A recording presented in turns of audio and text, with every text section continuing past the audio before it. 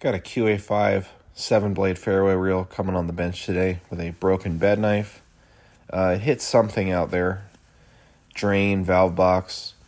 Of course, we have no way of knowing what it hit because it's not like there was a human nearby when it happened. Anyway, time to get the screws out. They all zip out pretty easy with the impact, except this last one starts coming out a little cockeyed. So switch to a regular screwdriver and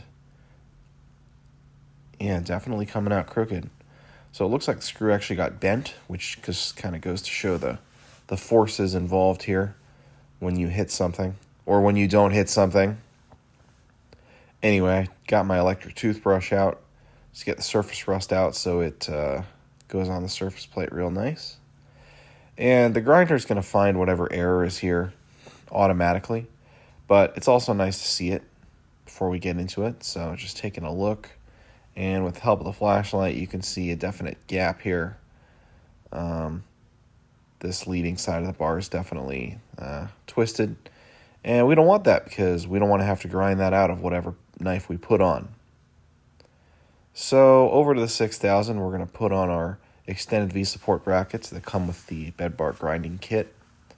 Just making sure everything's nice and clean as I tighten this up. And going to go ahead and set the angle, so I'm backing off the front face motor to give me some space. And we're just going to go ahead and set the motor to 0 degrees, straight up, 90 degrees up and down. And just showing how this works on the 6000 if you don't know. Those holes correspond to angles. The pin is in the 0 degree hole. So now it's time to move the V-support pallet all the way forward in the machine.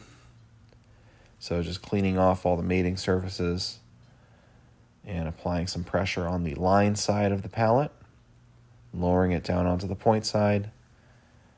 And now we're going to go ahead and check the calibration with the dual dial indicator. So cleaning off the chrome track shafts here.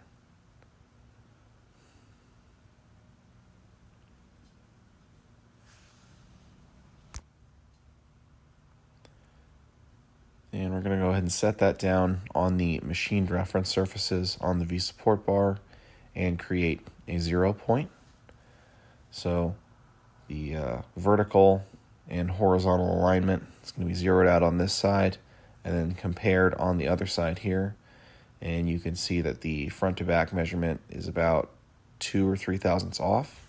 I did not get a good shot here, but basically what I'm doing is loosening the clamp that holds the V-pallet onto the carriage. And I'm just putting some light pressure on the V-support bar to kind of bring it into the 0 on the dial indicator. And then I'm tightening the pallet back down. You can see that now we are zeroed out. 2 or 3 thousand, that big of a deal. But on something like a Bedbar grind, I want it to be perfect because it should be a lifetime service, basically. So now, shown at actual speed, going to go ahead and put that thick Sharpie on so we can see our progress while we're grinding. And the pivot bolts go in. Of course, in this grinder, that's how the bed bar is mounted in the machine. Kind of got to throw it in the V-support pallet here and just get it approximately vertical, and we'll fine-tune it using the stone.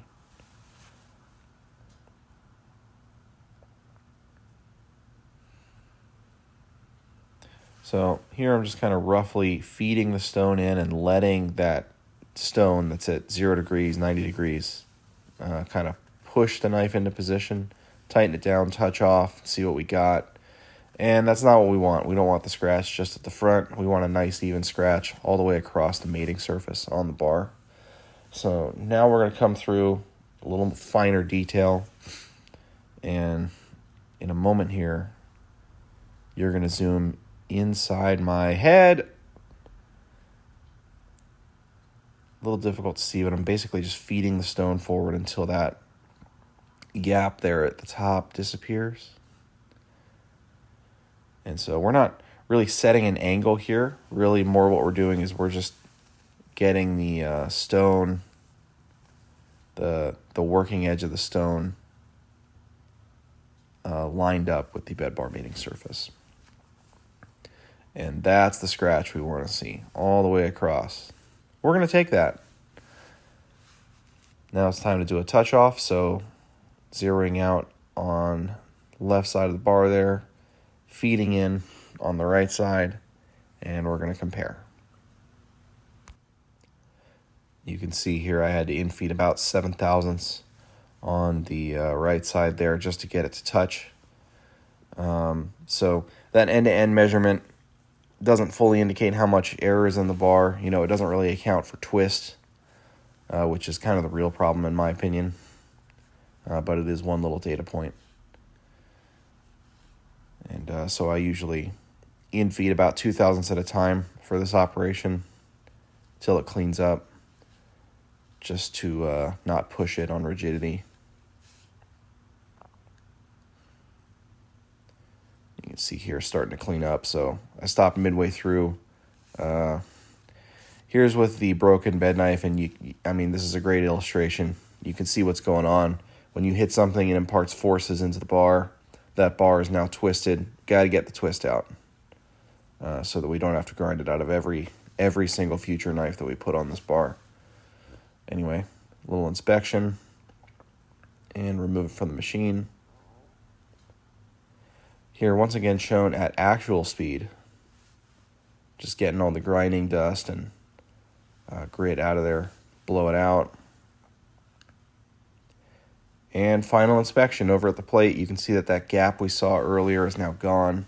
This thing's pretty much dead flat, trying to ring itself to the surface plate.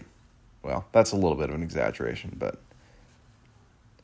it's for sure flat and straight enough. And there's that surface finish. Never going to look like this again, so you got to take a minute to appreciate.